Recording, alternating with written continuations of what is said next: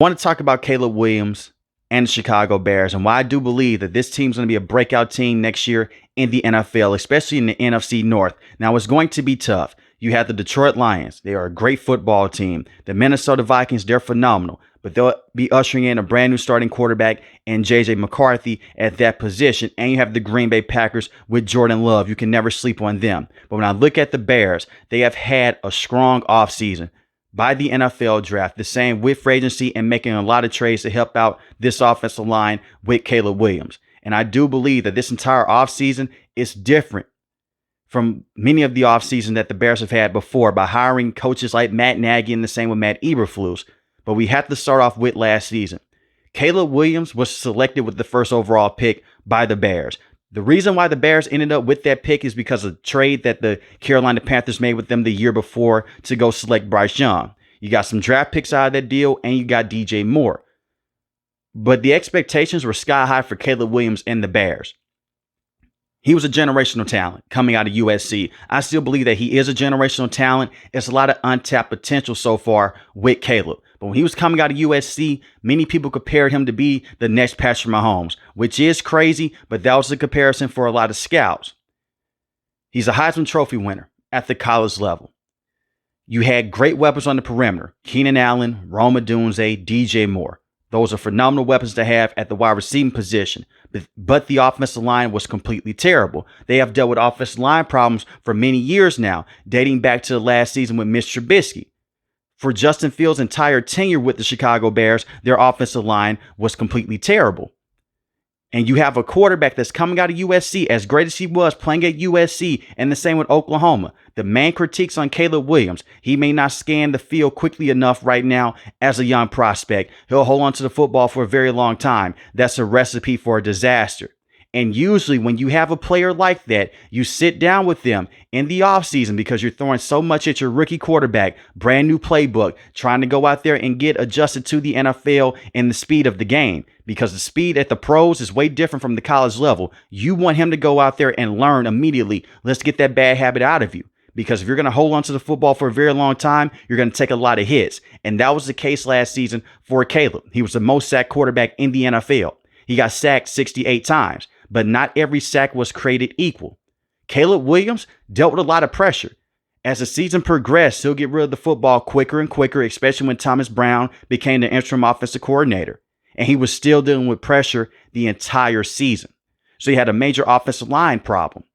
You could not run the football effectively enough. The run game was very inconsistent with Shane Waldron, the same with Thomas Brown. So now we're talking about this rookie quarterback who is still a kid in his early 20s. Comparing him to the rest of the veterans in the NFL, he's a baby. You're expecting for him to go out there and to just uplift your franchise. It doesn't work like that. And I know that Jaden Daniels has been able to do this with the Washington Commanders. The same with CJ. Those are different situations than Caleb was placed into. They had better coaching. You now have Matt Eberflus, who is not a good head coach. Shane Waldron, who's a terrible offensive coordinator with the Seahawks. He's your offensive coordinator to start the season. And now you have Thomas Brown to come in after you fire Shane Waldron. And this is the biggest problem that I had with the Bears last season, especially for the first 5 to 8 weeks. They did not have a scheme on the offensive end. They just called plays. Every great offensive coordinator, even the good ones, they have a scheme. You go out there and you try your best to attack the weaknesses of the defense. They did not do that on the Chicago Bears. They just called plays. It was a bunch of slants, a bunch of posts, comeback routes. They'll run the football every now and then up the middle of the field, maybe through the B gap, and they'll do a toss play every other week. You did not have effective play calls to help out Caleb Williams. And I know when you select the quarterback with the first overall pick, hell, even in the first round, you expect for him to go out there and to look like Joe Burrow, to look like CJ, to look like Jaden Daniels. Every player, they develop at a different rate. Some develop faster than others. But as a coach, you're meant to go out there and make life easier on your offensive players, and the same with the defensive players. When you look at what they did with Jaden Daniels early on, it was a lot of quick passes, a lot of running backs in the backfield motioning around, and Austin Eckler, the same with Brian Robinson Jr. They're using Terry McLaurin around. They're moving him around. You didn't see that with the Chicago Bears until Thomas Brown became the interim offensive coordinator. And Shane Waldron, that was a knock on him when he was with the Seattle Seahawks. It was a bunch of the same play calls over and over again. He was not a good offensive coordinator. And Matt Eberflus hired him to be an offensive coordinator. And all of this got confirmed. And I said the same thing a few months ago. Caleb Williams' dad came out and he said his son was very frustrated. He'll just turn on film. He will watch it by himself. He did not have guidance on how to watch film, which is crazy to think about. Now, other quarterbacks have went through this before, and usually they walk in with a brand new head coach and a brand new coaching staff in general in year number 2. And that's the case with Caleb Williams. How on earth can you be a football coach and you're not watching film with your players and you're not giving him tips on what to watch with film? You may say, pay attention to this linebacker, pay attention to the safeties on the back end, pay attention to the cornerbacks here. Bill Belichick has said this before. The same with Tom Brady, Josh McDaniels, the same with John Gruden. They will go in there. They will go in depth with their quarterbacks. They'll hold quarterback meetings and they'll tell the starting quarterback, we're going against a team like the Baltimore Ravens. This is a team they can run sideline to sideline. We're not going to run a lot of toss plays. We're not going to run a lot of jet sweep plays this week because they can keep up with our athleticism. They can keep up with our offensive linemen pulling from one direction, going to the other. Instead, we have to pick our spots here. We have to be very careful with how we throw the football and how we manage the football up and down the field against this team. We may run more up-tempo plays to tire them out. Then we can run some toss plays. Then we can run some jet sweeps. We can run some zone attack. But that was not the case for the Bears. And now with Ben Johnson, we have seen him as an offensive coordinator do this with the Lions. And I know that some people, they come out and they hate on Ben Johnson. But I look at them as trolls. They'll just say he runs a bunch of trick plays. He helped build one of the best offenses that the NFL has seen within the last few years with the Lions. Look at what the Lions were before he was calling offensive plays and before Dan Campbell became their head coach. He's a great offensive mind. Now, can that translate over to being a head coach? We're going to see. It's a learning curve there. But as long as he can go out there and give more guidance with Caleb Williams and help him out on the field, we should see a better version of Caleb Williams. When we look at quarterbacks that go out there, they hold on to the football for a very long time. You know how you stop that? With a lot of predetermined reads. You may go out there and scheme up plays and say, hey, you know what? We have the running back right here. Have him run up through the B gap. He'll be one-on-one in a situation with a linebacker. Dave Canales did this with Bryce Young with the Carolina Panthers. The running back was one-on-one with the linebacker. Instead of having the running back run a wheel route and go up the sideline, just run straight towards the middle of the field. You have the leverage, you have the speed, beat him one-on-one. You can tell the quarterback, look at that read. If he's not open, we have a tight end right out there in the flat. He'll be open for you. If neither one of those guys are open, throw it into the ground. That's how you beat him out of going out there and having those long drawn plays of holding onto the football for too long. It's just the simple things that the Bears were not able to do last season. And considering the fact that Caleb Williams got sacked that many times and he got pressured that many times and he got hit a lot last season, he still statistically did not have a terrible year. He had a solid year, 20 passing touchdowns and 6 interceptions, 3,541 passing yards. And for majority of the season, he had to do everything on his own. From having your head coach get fired because he did not want to use a timeout against the Detroit Lions, from having your offensive coordinator get fired, to placing Thomas Brown in a tough situation, from being a position coach, interim offensive coordinator, to being interim head coach. That's a lot on a human being. And you're placing Caleb Williams in that situation and you expect for him to be a star out the gate? And even with all the bad coaching decisions that they made last season, he still kept them close in a lot of football games last year. The Houston Texans game, they lost that matchup 19-13. Caleb did have 2 interceptions. But he was getting pressured a lot. Against the Indianapolis Colts, he did have 2 interceptions. He had 2 passing touchdowns. That game was still close. Against the Los Angeles Rams, he went out there. He looked very good. 17-23, 157 passing yards, 1 passing touchdown. Against the Minnesota Vikings, that game went into overtime. Caleb Williams, 32 of 47, 340 passing yards, 2 passing touchdowns against one of the best defensive play callers in the NFL last season, and Brian Flores. The second game against the Vikings, it was terrible, but he did not turn the football over. The last game where Caleb Williams just looked completely terrible in was against the Seattle Seahawks, and he lost that matchup 6-3. And they would have potentially went out there and swept the Green Bay Packers. They beat them the last game in the regular season. The first game, it came down to a blocked field goal. And don't get me started on how bad the special teams was last season as well. So Caleb Williams did the best that he could. He's not this bust of a quarterback. And I'll never write a quarterback off after year one and say that he's a bust unless he goes out there and he only has 8 passing touchdowns and he throws 20 interceptions. That's a different story. But I look at Caleb, he be the same player that he was with Kansas City? I believe so. Let's not forget, they had this man playing left tackle last year. That is how bad the tackle position was with the Chiefs, and he performed very well. The only bad game that he had at the tackle position was against Myles Garrett. He was a very good tackle, and he's one of the best guards that we've seen within the last 3 to 4 years. You bring him in, he's a veteran. He's a stalwart right there in the middle of your offensive line. You can run a lot of counterattacks with him. He can kick out to the second level, and the pass protection is the best part of his game. And it gives Caleb Williams something he did not have in year one. He can step up in the pocket and make throws. Caleb Williams at USC, when the offensive line protection was amazing in his first year. His second year, the offensive line protection wasn't that good. He was able to step up inside the pocket. That's when he won the Heisman Trophy, and he could throw the football deep down the field. He has a great arm, and he has great deep accuracy. That last year at USC, he learned how to move sideline to sideline more. The NFL level, you want your quarterback to be able to step up into those throws, step up into pressure on a consistent basis. And as the season progressed, he did a better job of that.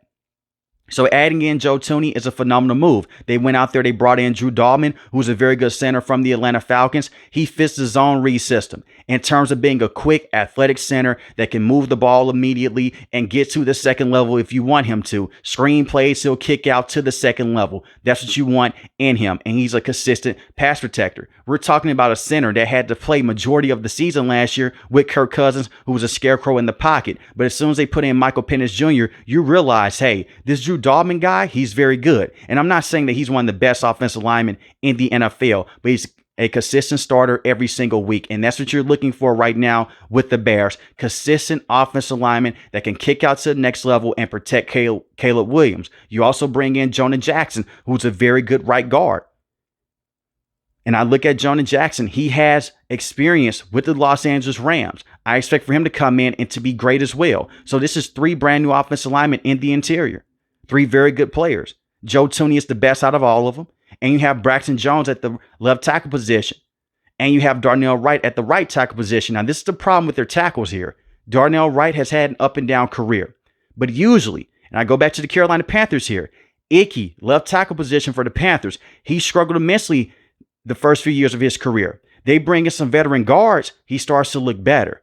When you have that interior help, it can help those tackles out. And they can help mask a lot of the flaws with those tackles. So right now, the way that they're building their offense, they're going out there, they're saying, hey, we have Rome Odunze, we have DJ Moore. At this point in time, we need offensive line weapons up front to help out Caleb Williams. And we need to go out there and make sure that we can protect him. It doesn't matter who we have in the wide receiving position. It doesn't matter if he doesn't have enough time inside the pocket to read and process plays and get the football to those players. And Caleb has very good athleticism. He can move outside the pocket, but he's at his best when he's able to just stand back there, read the defense, and deliver the football with some special plays. And those special throws that he's done before at USC, and the same against the Vikings, the same against the Lions. Let's not forget that Thanksgiving Day game against the Detroit Lions, they almost came back in that matchup. If Matt Eberflus would have used his timeout, you possibly would have won that game, or the outcome would have just been drastically different. So from an offensive line standpoint, they should be better. I look at it from another standpoint. You can give Caleb Williams an effective run game with DeAndre Swift. I wish that they had Ashton Jeanty in the first round, but he was not available. The Las Vegas Raiders, they took him instead.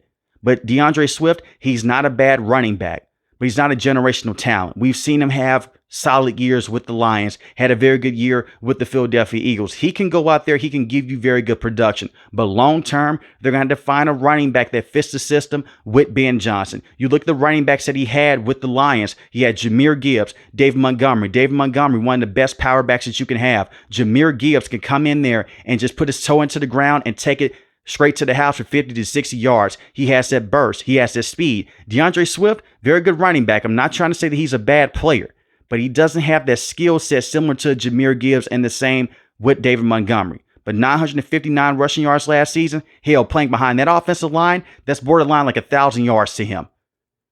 The offensive line did him little to no favors. Not only did the play calling hurt Caleb Williams, it hurt the rest of these offensive players. You have Roshan Johnson as a backup running back. We'll see what he can do, if he can come in and give you very good production. But DeAndre Swift, he should be the bell cow. He's dealt with injuries in the past, but over the last 2 years, he's been able to stay fully healthy.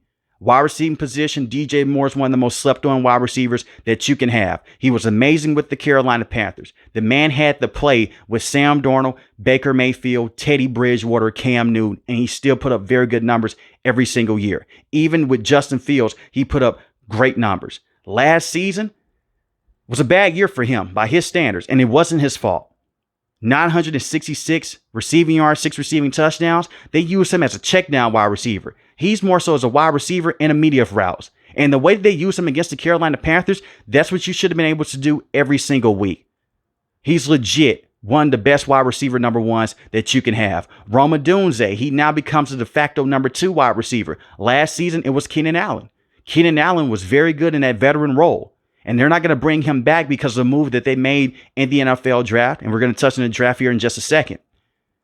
But you have Rome Odunze. It's the reason why you selected him in the first round with Caleb Williams. I wish that they would have used that pick on an offensive lineman, but you made good with the offensive lineman that you brought in this year in free agency. And I look at Rome Odunze. He can be that downfield threat, but he's more so of an over-the-middle type of guy. When you look at him at Washington, when he played with Michael Penix Jr. alongside Jalen Polk, he was the best wide receiver every single week on the field. He has a big frame. He can go out there and win the one-on-one battles, and he's a smooth route runner. But we don't know how good he is either because of how terrible the play calls were last season. They used him as a slant guy, an outcut guy. Used him more so in the seams. One-on-one situations on the outside. You can put him inside the slot, you can play him on the outside, and he's not a traditional slot wide receiver. But you can just confuse the defense there. Just give them different looks. You can use him as a decoy. The same with DJ Moore. But 734 receiving yards, 3 receiving touchdowns. It's a lot of upside here with him. He could be the best wide receiver on the Bears. That is how talented he is. You selected Luther Burden out of Missouri. 86 catches. In 2023, 1,212 receiving yards. A tough, physical wide receiver that's going to play inside the slot. It's a Deebo Samuel type, but with more speed. Can break a lot of tackles, can make moves after the catch. His last season in college was not the best. He did decline in production, but it wasn't all on him. It was the players around him and the coaching. But I look at Luther Burden, can be a star player. Don't sleep on him. And now you have a lot of weapons around Caleb Williams right now entering year 2. And he should know different coverages, different looks from last season. I want to wipe away last season like how I did with Bryce Young and the same with Trevor Lawrence when it came to their rookie seasons. Just terrible coaches. Just a terrible situation all around. But I look at it from this standpoint. Caleb, he needs to step up.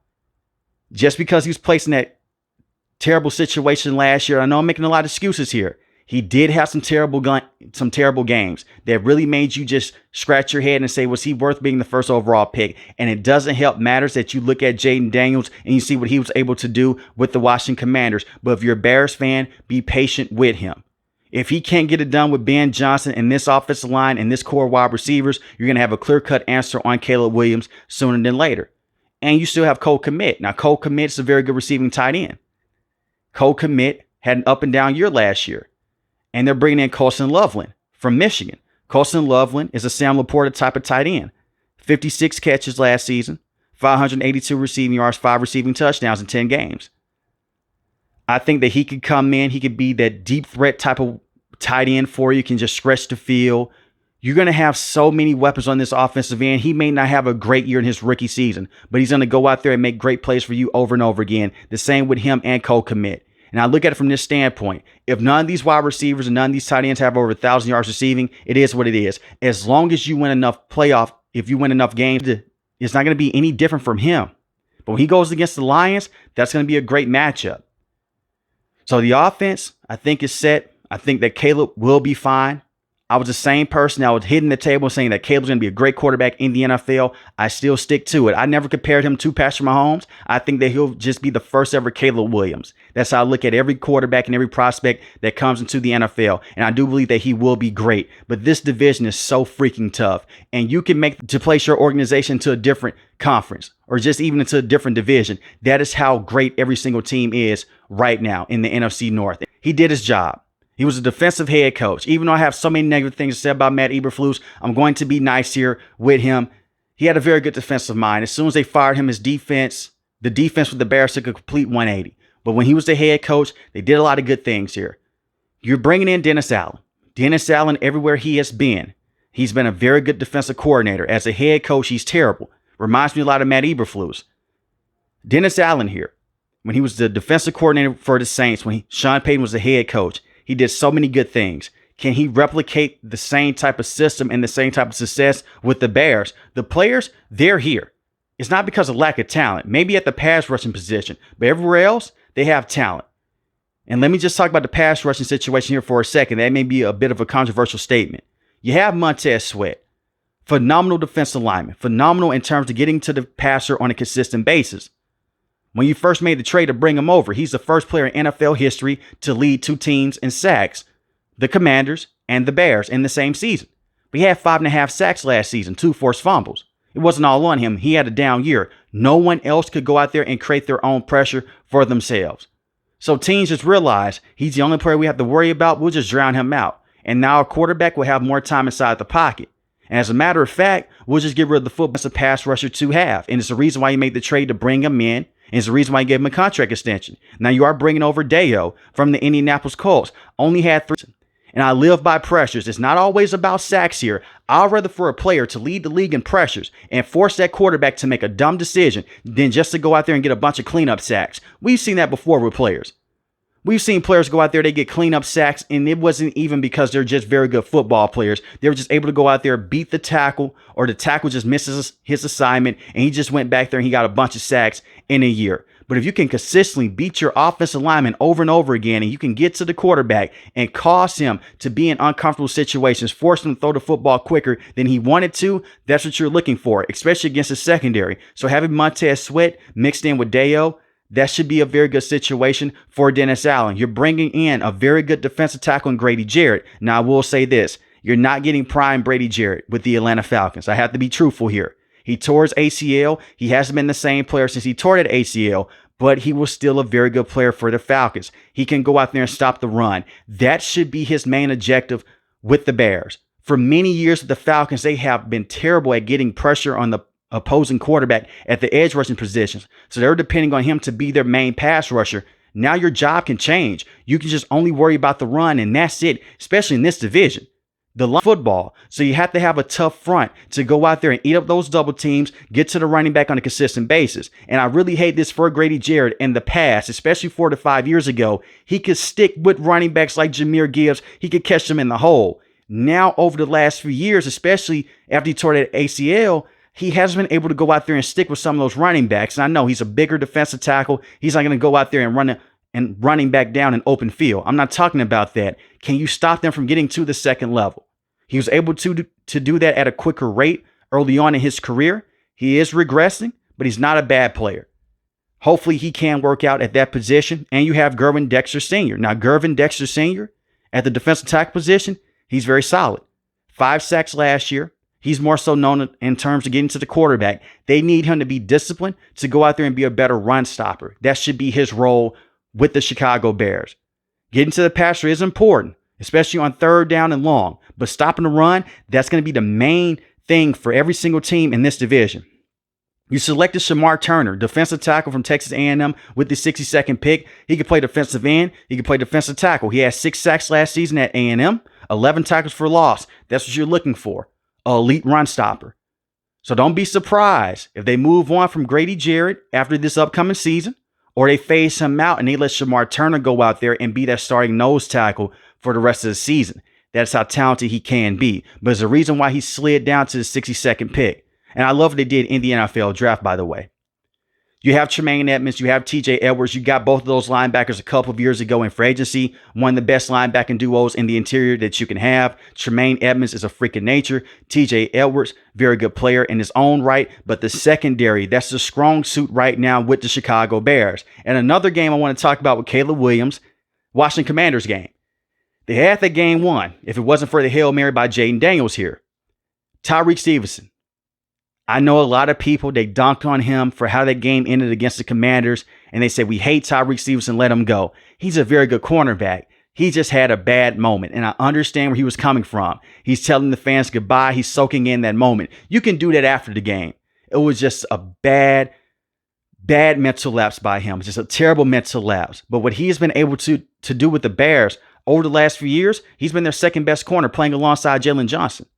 Jalen Johnson is a true number one. He can lock out some of the best wide receivers in the NFL. He's only 26 years old. Tyreek Stevenson, he's phenomenal in his own right. He had 12 pass deflections last year, 2 interceptions. Kyler Gordon, he's a very good nickel. It's the reason why you just gave him a contract extension.